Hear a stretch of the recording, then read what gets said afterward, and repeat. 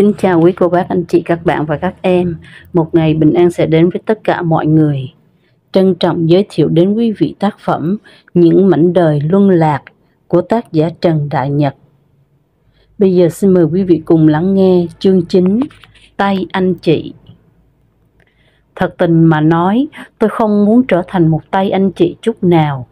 Tôi muốn sống một cuộc sống bình thường như những người chung quanh tôi, đi học, đi làm, lấy vợ, sinh con và nuôi con lớn lên, đi học, đi làm, lập gia đình và hết.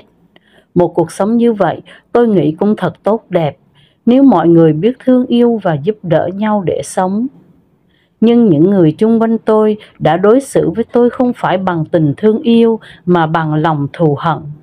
Ngay từ lúc tôi mới sinh ra đời, mẹ tôi kể lại họ đã gọi tôi là đứa con hoang vô thừa nhận. Người ta không chịu làm giấy khai sinh cho tôi. Lớn lên một chút, thay vì đến trường để học, tôi phải đi chăn bò, cắt cỏ, bắt ốc, mò cua để sống. Tóc tôi cháy nắng, da tôi sạm đen, thân hình khẳng khiu như một gốc cây khô phơi ngoài nắng. Đôi khi đói lả, tôi nằm ngủ quên trong một lùm cây nào đó, mặc đàn bò trở về làng một mình. Những lần như vậy, mẹ tôi phải nhờ người đi tìm cõng tôi về. Khó chịu nhất là những ánh mắt coi thường tôi của những đứa con trai cùng lứa tuổi hoặc lớn hơn tôi một chút đang được đi học. Trên đường đi, nếu tình cờ chúng gặp tôi với đàn bò đi ngược chiều, chúng sẽ chạy dạt qua một bên như tránh một quái vật, miệng đồng thanh la toáng lên: thằng con lai, ăn khoai không bỏ vỏ. Tôi chỉ biết đánh bò đi nhanh hơn để khỏi nghe những lời thóa mạ của chúng. Nhưng chúng chửi rủa bản thân tôi thì được, còn chửi rủa người thân của tôi thì tôi không để yên cho chúng. Chiều hôm ấy, khi tôi lùa đàn bò chăn mướn về làng thì gặp một toán học trò khoảng 5 đứa lớn hơn tôi trên đường tan học. Nghe đâu 5 đứa này là 5 đứa học dốt chất trường chơi chung với nhau, chỉ giỏi phá phách. Thằng lớn nhất trong đám đứng chặn tôi lại, 4 đứa kia đứng chống tay vây quanh. Tôi đành để đàn bò đi trước. Thằng lớn nhất có vẻ như đàn anh của bọn hất hàm hỏi tôi: cha mày đâu? Tôi dí dí chiếc roi chăn bò xuống đất không trả lời. Tao hỏi cha mày đâu? Nó lặp lại. Tôi ngước mắt lên nhìn nó. Tôi không có cha. Nó toét miệng cười, cả bọn cười theo hố hố. Thằng lớn nhất lại hỏi: ai cũng có cha, sao mày không có cha? Tôi không biết. Tôi hô cây roi về phía trước. Tôi còn phải đi lùa bò về trả cho chủ. Mày đứng lại, anh mày chưa hỏi xong thì không được đi. Nó giơ nắm đấm lên dưới trước mặt tôi. Chắc mẹ nó đi lấy con bò đực đẻ ra nó tụi bay ơi.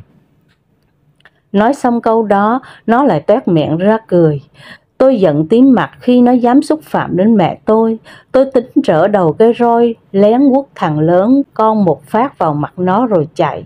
Nhưng chơi vậy là không anh hùng, nên tôi thả cây roi xuống đất, đứng chống hai tay vào mạn sườn, trừng mắt hỏi nó: mày có dám chơi tay đôi với tao không? Trước dáng điệu hiên ngang của tôi, ánh mắt nó hơi ngạc nhiên một chút. À, thằng này láo, ông đánh cho bỏ mẹ. Nó xông lại tính dùng tay trái nắm cổ áo, tay phải đấm vào mặt tôi bằng cú đấm thôi sơn của nó. Nhưng tôi nghiêng đầu cúi xuống, hai tay chạm đất, rồi bất ngờ co chân đá vào bộ hạ nó một cái hự. Tất cả xảy ra nhanh như chớp, khiến thằng lớn con ôm bẹn ngồi xuống như một bị thịt. Cả bọn đang reo hò chung quanh, bỗng lặng ngắt, không hiểu việc gì vừa xảy ra. Tôi chỉ cúi xuống nhặt cây roi, dõng dạc tuyên bố: từ đây về sau, thằng nào nói động chạm tới mẹ tao thì coi chừng.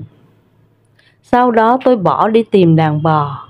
Đó cũng là lần đầu tiên tôi hiểu thế nào là sức mạnh của lòng căm thù. Nhưng căm thù chỉ đẻ ra căm thù. Sau vụ hạ gục tay đàn anh trong nhóm ngũ quái, tôi trở nên nổi tiếng trong giới học trò. Tụi nó đồn nhau là tôi có độc cước tuyệt chiêu, hay hơn những cú đá song phi của Lý Tiểu Long. Mẹ tôi nghe tin tôi đánh nhau với mấy đứa học trò, bà tỏ vẻ không hài lòng. Bà nói với tôi: con phải đi học, nếu ngu dốt sau này lớn lên, con sẽ trở thành quân đầu trộn đuôi cướp. Con không có giấy tờ thì làm sao mà đi học được hả mẹ? Tôi hỏi. Để mẹ xoay sở cho con, nhưng con phải về nhà cậu A ở thành phố để học. Có học sau này mới đỡ tấm thân. Trước ngày tôi rời làng lên thành phố để trọ học, tụi ngũ quái hẹn tôi ra phía sau ngọn đồi hoang để giải quyết đấu một trận, nhưng tôi không nhận lời. Thấy tôi không có lý do gì để hơn thua với tụi học trò nếu mẹ tôi không bị chúng xúc phạm. Mẹ tôi dẫn tôi lên thành phố, một thành phố nhỏ của một tỉnh lỵ nhỏ ở miền Trung, gửi gắm cho cậu A để cậu lo việc học cho tôi. Xong bà lại về quê để chăm sóc ruộng nương. Những ngày ở lại nhà cậu A, tôi cảm thấy nhớ nhà, nhớ làng quê vô cùng. Không biết đàn bò bây giờ ai chăm, tụi học trò có còn kể những chuyện về tôi. Bà ngoại, mẹ tôi chắc vẫn còn lặn lội trên đồng để làm thuê, nhổ cỏ mướn. Những nỗi nhớ khiến tôi thường bỏ nhà cậu A đi lang thang, từ đường phố này đến đường phố khác.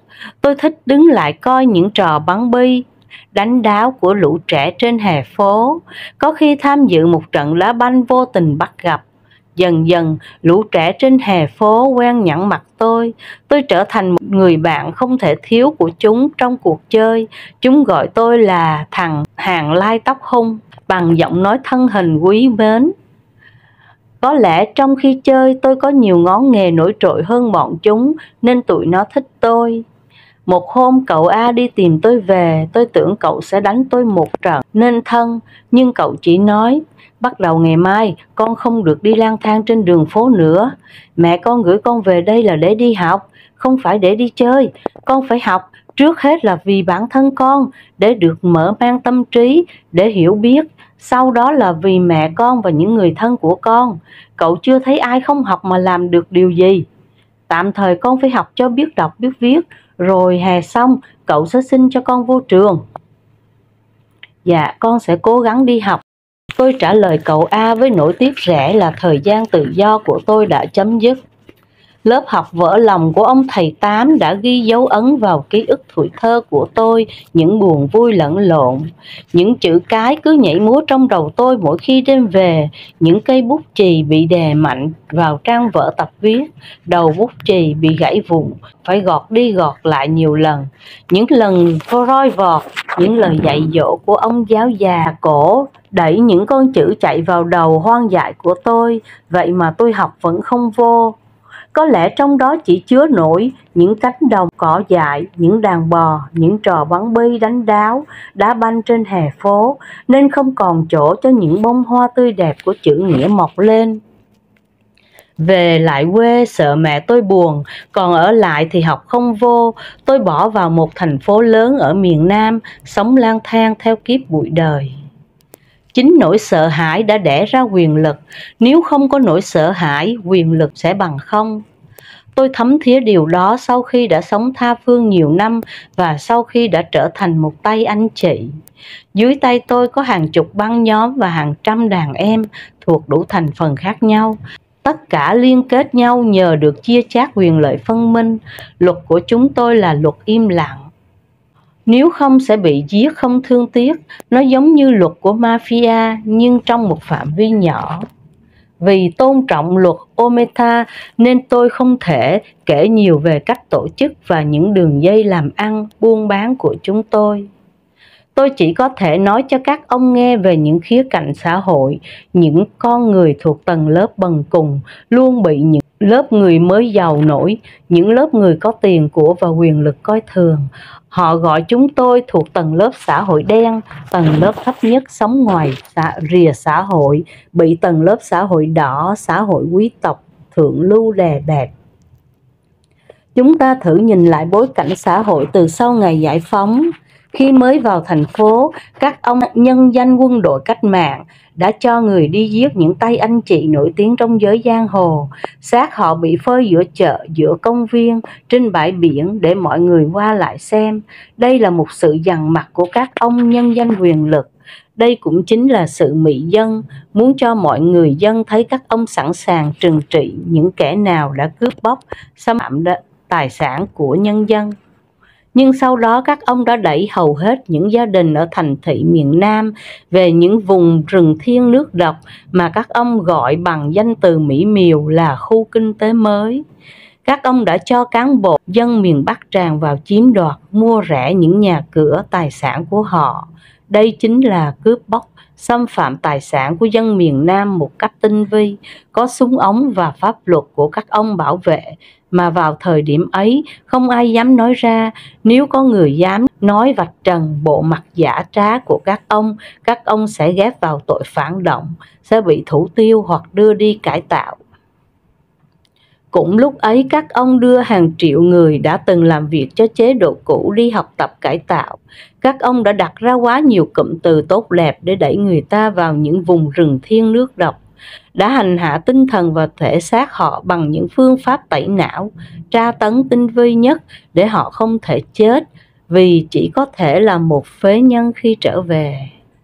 Một số không chịu nổi sự khốn khổ, cơ cực do các ông gây ra, đã phải bằng mọi cách tìm đường ra nước ngoài để sống. Các ông gọi là dân vượt biên, tụi phản quốc. Các ông tịch thu tài sản, bắt người thân của họ phải đi kinh tế mới, chịu cảnh lưu đày.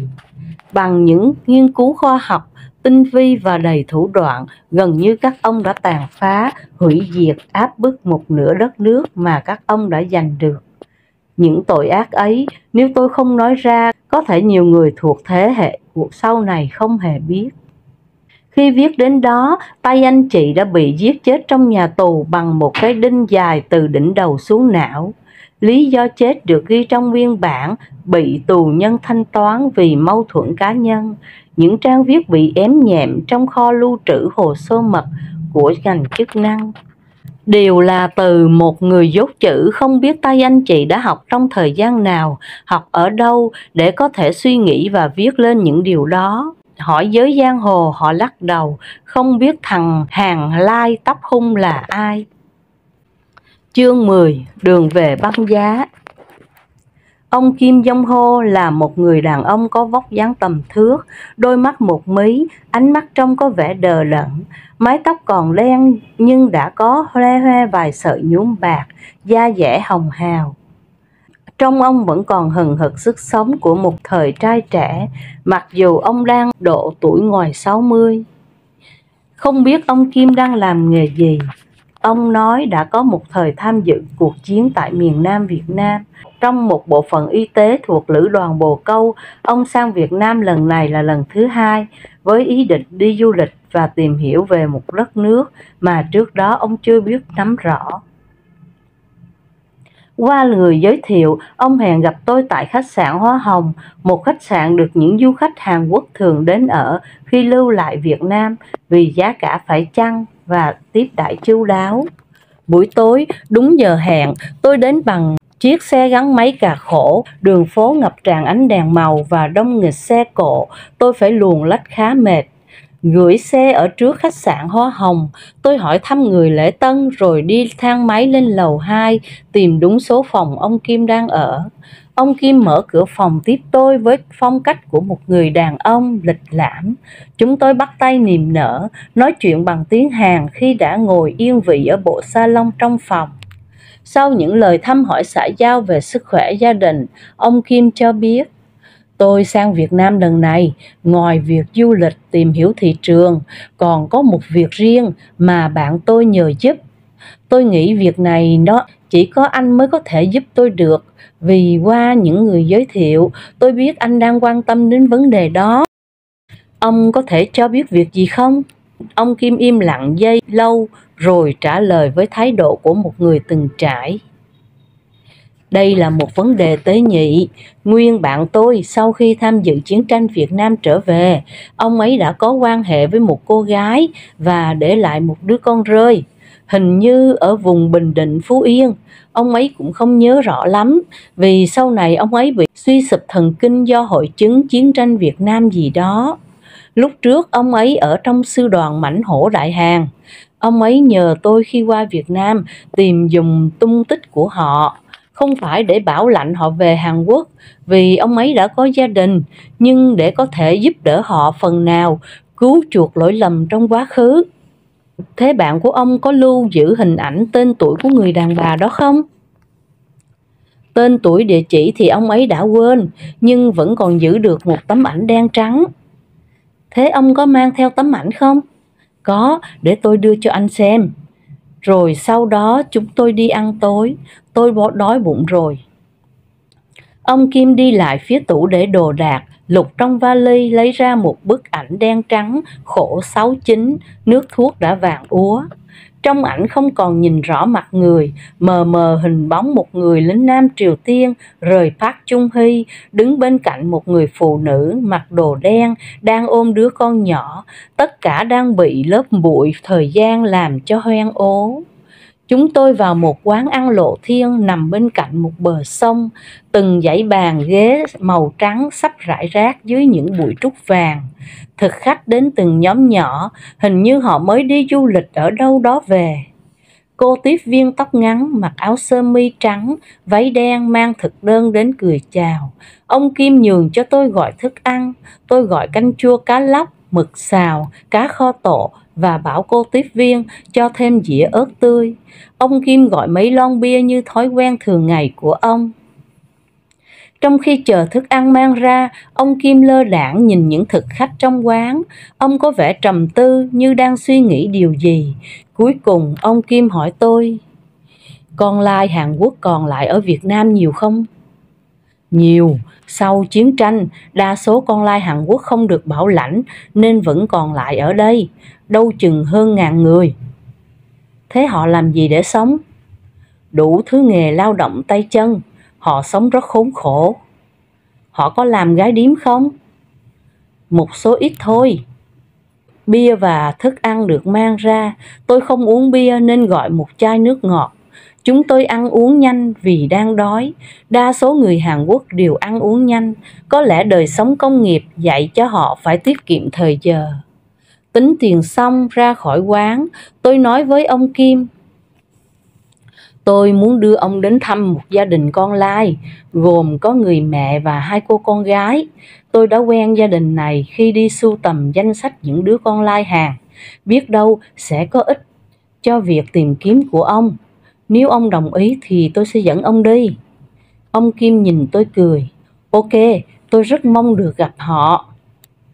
Chúng tôi gọi một chiếc taxi, người tài xế hỏi: về đâu quý khách? Đến quận Tân Bình, đường X.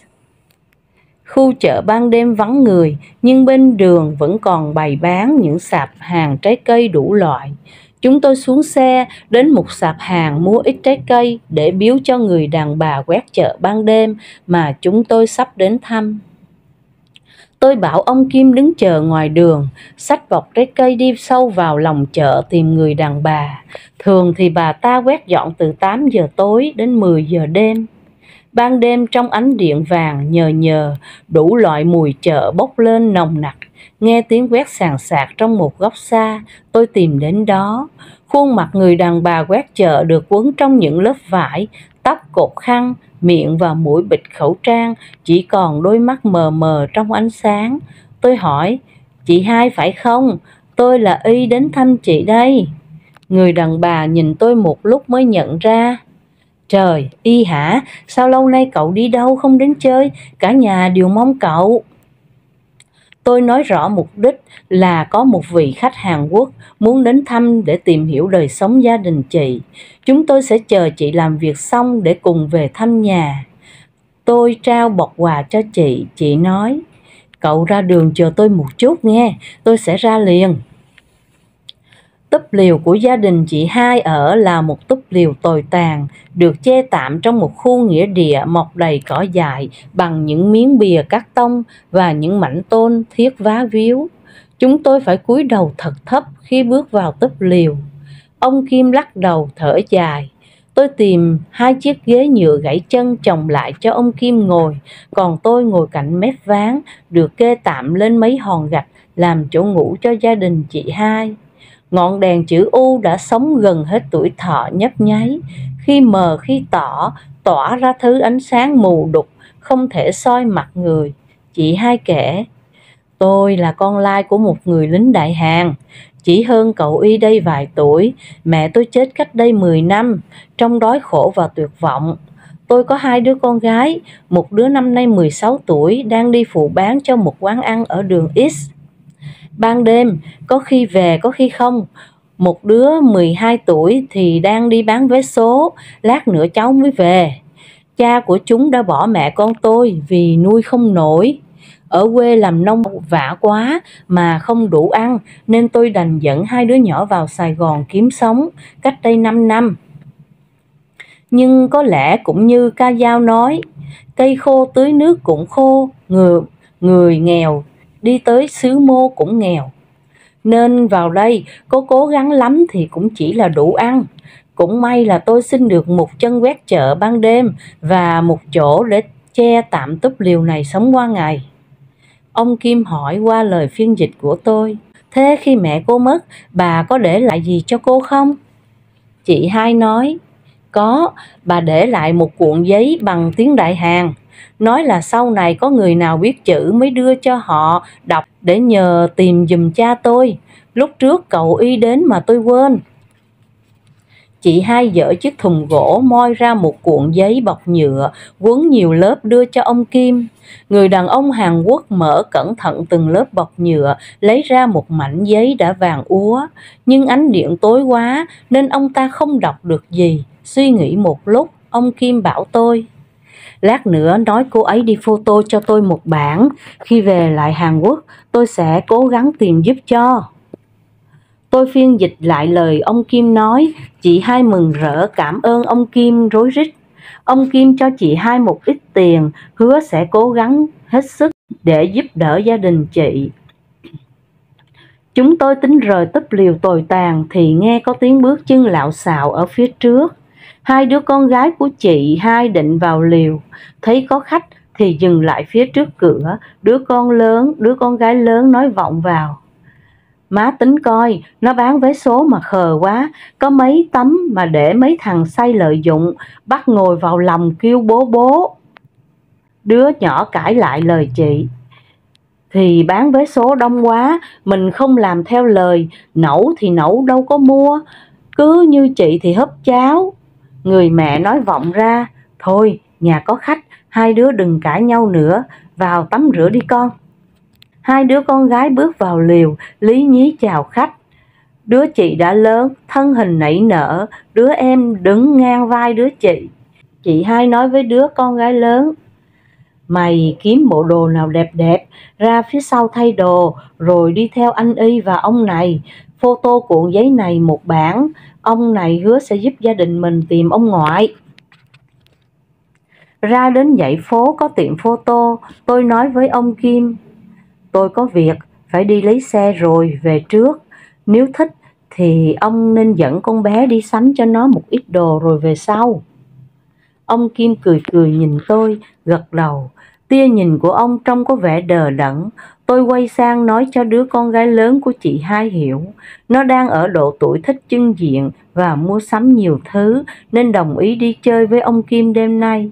Nó đã ở thành phố 5 năm nên hiểu nhiều thứ so với tuổi 16. Tôi đón một chiếc xe ôm quay về khách sạn Hoa Hồng để lấy lại chiếc xe gắn máy cà khổ của tôi. Chương 11. Tường thuật lại buổi đi chơi đêm với ông Kim theo lời kể của đứa con gái chị hai. Đi bên người đàn ông Hàn Quốc lớn tuổi này, tôi thấy mình nhỏ bé và trông giống như một đứa cháu ngoại của ông. Nghe mẹ tôi nói, ông ta hứa khi trở về Hàn Quốc sẽ giúp tìm ra tung tích của ông ngoại tôi, nên tôi rất mừng. Nếu tìm được, chúng tôi sẽ được ông ngoại tôi giúp đỡ, và biết đâu trời xui đất khiến, một ngày nào đó chúng tôi sẽ được ông ngoại bảo lãnh sang Hàn Quốc, thoát khỏi cuộc sống nghèo khổ mà lâu nay chúng tôi phải chịu đựng. Ở tiệm photo ra, tôi đưa cho ông ấy những bản sao và giấu vào người bản chính. Ông ấy vẫy một chiếc taxi ra hiệu cho tôi, bảo người tài xế đến một nơi bán quần áo. Khi ngồi trong xe, tôi ngửi thấy mùi mồ hôi và mùi nước hoa đàn ông từ người ông ấy tỏa ra thơm phức. Ông ấy cầm tay tôi, chỉ vào quần áo nói, xốp xốp gì đó. Tôi chỉ cười, gật đầu, không biết nói gì hơn. Người tài xế taxi dừng xe trước một siêu thị lớn. Ông ấy nhờ tôi tính tiền. Chúng tôi vào siêu thị, hòa nhập trong đám người đi mua sắm, đông vui nhộn nhịp. Tôi cố gắng vừa mua thật nhiều bộ quần áo đẹp cho cả mẹ và em lẫn tôi, vừa nhìn gương mặt người đàn ông Hàn Quốc, xem thử phản ứng của ông ta để biết chỗ dừng lại. Tôi là một đứa con gái có cuộc sống nghèo khổ nên luôn luôn nhạy cảm với phản ứng của người khác. Nhưng ông ấy là một người đàn ông chơi xộp nên vẫn vui vẻ mỗi khi trả tiền. Cuối cùng, ông ấy cũng cho tôi mua đủ thứ, quần áo, giày dép, mỹ phẩm. Những thứ có thể biến tôi từ một cô bé lọ lem thành một nàng tiểu thư. Sau đó, ông ấy dẫn tôi vào một quán ăn sang trọng, có gắn máy lạnh. Tôi gọi những món ăn mà mình luôn ao ước. Còn ông chỉ uống mấy chai bia và ăn đồ nhắm. Nhìn tôi ăn uống ngon lành, ông có vẻ vui. Ông nâng ly bia mời tôi. Tôi nghĩ người này quá tốt với mình. Nếu từ chối, sợ ông buồn, nên tôi uống cạn. Đây là lần đầu tiên tôi uống bia, nên đầu óc đâm ra hưng phấn. Người tôi bỗng nóng phừng phừng như đang lên cơn sốt. Nếu trước đó tôi né tránh còn e dè những cử chỉ va chạm của ông, thì sau khi uống bia, tôi thấy mình thoải mái tự nhiên hơn. Ông nắm tay tôi dưới gầm bàn, đặt lên đùi ông bóp nhẹ. Khi ông mở ví trả tiền, tôi thấy ví ông căng đầy những tờ đô la trong đó. Ông lấy ra một tấm thiệp, chỉ vào đó, rủ tôi về. Tấm thiệp in địa chỉ của khách sạn Hoa Hồng. Tôi gật đầu, cười và thầm nghĩ, cơ hội chỉ đến một lần, hãy vui cho trọn đêm nay. Khi đã vào phòng của người đàn ông Hàn Quốc ở khách sạn Hoa Hồng với những túi xách lỉnh kỉnh, tôi vẫn còn cảm giác lân lân sung sướng. Ông ra hiệu bảo tôi đi tắm và thay bộ đồ mới mua. Cơ thể con gái của tôi đã nảy nở với bộ ngực căng tròn và những sợi lông tơ mịn màng. Gương mặt tôi với mái tóc ngắn, đôi mắt một mí, mũi cao, đôi môi mọng, hơi giống một cô gái thường đóng phim tình cảm Hàn Quốc. Tôi chưa từng tiếp xúc với những chàng trai, có lẽ vì mặc cảm tự ti do cuộc sống quá nghèo khổ của mẹ tôi. Cũng có thể vì tôi là một người giúp việc khá bận rộn nên ít có cơ hội để quen ai. Đây là lần đầu tiên tôi mới có cơ hội tiếp xúc với một người đàn ông. Chỉ tiếc là ông ta đáng tuổi ông ngoại tôi, nhưng ông ta có tiền và đang là ân nhân của gia đình tôi. Loay hoay với những vật dụng sáng choang trong phòng tắm, phải một lúc tôi mới mở được nước phun ra từ chiếc vòi sen. Tôi kỳ cọ cơ thể mình thật kỹ với cục xà bông có mùi thơm dịu. Nước giúp tôi tẩy sạch những vết bụi bẩn hàng ngày, da dẻ tôi trở nên tươi mát, thơm tho. Bộ đồ mới mua ở siêu thị ôm sát cơ thể nảy nở của tôi, như vừa nâng cấp con người tôi. Tôi thấy mình đang lên đời, giống như một loại hàng Việt Nam có chất lượng cao, nhưng loại hàng gì thì tôi không biết. Người đàn ông đang nằm trên giường xem tivi, thấy tôi bước ra khỏi phòng tắm, bỗng ngồi bật dậy, ông la lên một tiếng a, kinh ngạc.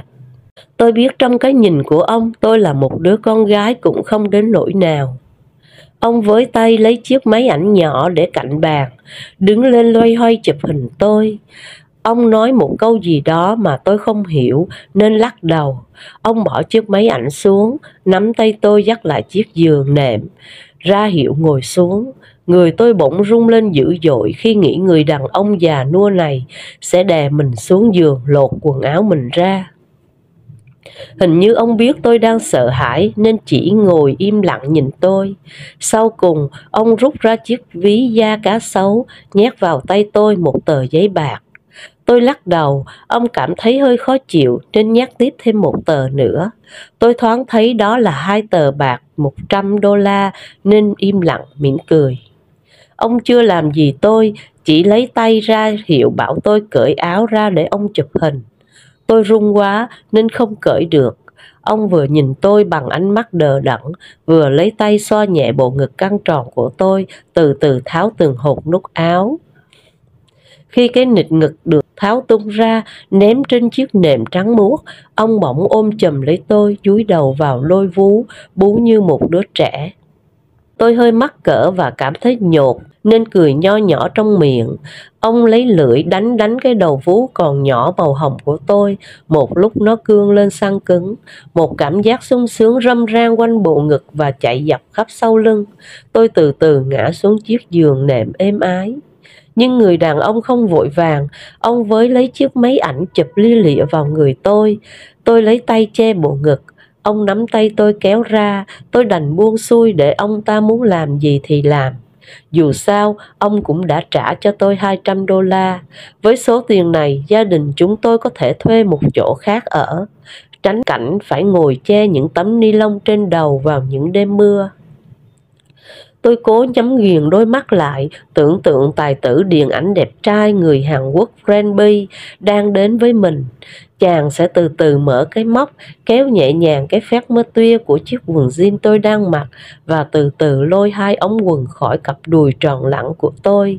Có thể tôi sẽ ưỡn mông lên một tí để chiếc quần dễ kéo, cũng có thể tôi sẽ dùng sức nặng của đôi mông nhỏ nhắn đè xuống nệm, giả bộ giữ lại chiếc quần. Chàng sẽ vỗ vỗ vào mông tôi và so đi so lại cái mềm nhất. Tôi nhắm mắt chờ đợi nhưng không nghe có động tĩnh gì. Mở mắt ra, tôi nghe tiếng nước chảy rào rào trong bồn tắm. Hình như những người Hàn Quốc đều thích sự sạch sẽ. Trong phim Hàn Quốc, họ hiện ra với sự đẹp đẽ và sạch sẽ đáng ngờ. Từ bồn tắm bước ra, thân hình người đàn ông không có mảnh vải che thân. Cơ thể ông ta trông có vẻ phì nộn ra khi trần truồng. Bộ ngực đã chảy xệ và chiếc bụng bự nhiều mỡ phinh phính, có nhiều lằn xếp. Cặp giò hơi khẳng khiu, có nhiều lông chân và lông ngực. Khi ông đi lại, tôi trông thấy vật ấy của ông mềm oặt và thun lại như của một đứa nhỏ. Mấy chị lớn trong quán tình cờ nói tôi nghe, khi đàn ông thích mình, họ hay câu cá. Sao người đàn ông này lại thế? Hay là ông ta không còn thích tôi? Nếu vậy, sao ông ta dẫn tôi vào căn phòng này? Tôi khép hờ đôi mắt lại, nằm quan sát người đàn ông. Ông nhìn tôi cười cười, ánh mắt dài dài. Ông đến cạnh chiếc bàn lớn, kéo học bàn, lấy ra một viên thuốc màu xanh, đựng trong cái hộp nhỏ, bỏ vào miệng, vớ lấy chai nước khoáng trên bàn nốc ần ật. Sau đó ông xoay chiếc máy ảnh về phía tôi, bấm vào một cái nút nào đó. Có tiếng máy chạy rè rè, tôi đoán ông muốn quay phim cảnh làm tình giữa ông và tôi. Trong đầu tôi bỗng lóe lên một ý nghĩ giống như một tia chớp, phải trốn khỏi căn phòng này lập tức. Tôi không thích người đàn ông này, ông ta quá già so với tuổi trẻ của tôi. Nhưng cửa phòng đã đóng kín, khi vào ông ta đã cẩn thận cài chốt ngang bên trong, tôi sẽ không có đủ thời gian để thoát ra ngoài bằng cửa chính. Dù tôi có la hét vùng vẫy thế nào, bên ngoài người ta cũng không biết. Muốn thoát tôi chỉ còn có một cách mà mẹ tôi đã chỉ cho tôi sau khi tôi có kinh nguyệt lần đầu, trở thành một đứa con gái. Hạ bộ là chỗ mạnh nhất, cũng là chỗ yếu nhất của đàn ông. Bằng mọi cách hãy tấn công vào chỗ ấy nếu muốn hạ knock-out. Mẹ tôi nói, bà chỉ vẽ cho tôi những cách độc địa để tấn công, kể cả dùng răng cắn. Lỡ người ta chết thì sao mẹ? Tôi hỏi. Kệ tụi nó, tất cả đàn ông đều là loại dê cụ, chết bớt một đứa, đỡ một đứa. Giọng mẹ tôi có vẻ giận dữ. Mình chỉ tự vệ thôi mà. Tình trường là chiến trường, mày không giết nó thì nó cũng giết mày. Con sợ ở tù lắm, con không muốn giết ai hết. Vậy thì đời con sẽ khổ cho mà xem. Nằm nhớ tới những lời ấy, tôi bỗng bật cười vùng dậy. Người đàn ông Hàn Quốc trần truồng đang ngồi ở mép giường, bàn tay phải của ông đang xoa bóp vật ấy. Tôi lấy tay ôm bụng ra vẻ bị đau rồi chỉ vào phòng vệ sinh. Ông ta cười cười gật đầu. Tôi lấy chiếc áo chạy vào phòng vệ sinh, khóa cửa lại từ bên trong. Một con bé tóc tai bù xù, đôi vú tròn lẳng đang đứng trong gương nhìn tôi trừng trừng. Tôi đây sao? Tôi ngồi trong phòng vệ sinh khá lâu, chờ nghe động tĩnh bên ngoài. Có tiếng đập cửa phòng vệ sinh 2 lần, sau đó trở nên im ắng. Tôi không muốn ra ngoài, sẽ gặp người đàn ông đó, sẽ bị ông ta biến mình thành một con vật.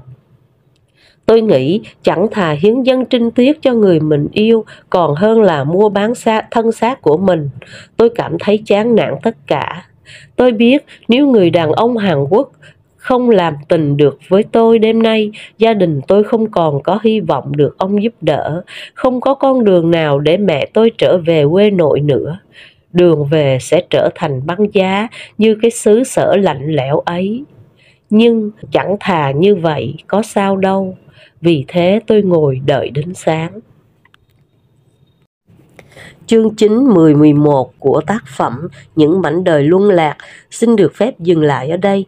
Chân thành cảm ơn quý vị đã lắng nghe. Hẹn gặp lại cả nhà vào lúc 6 giờ sáng trên kênh Cô Khanh Đọc Truyện và lúc 20 giờ trên kênh Truyện Mới Mỗi Ngày. Xin chào.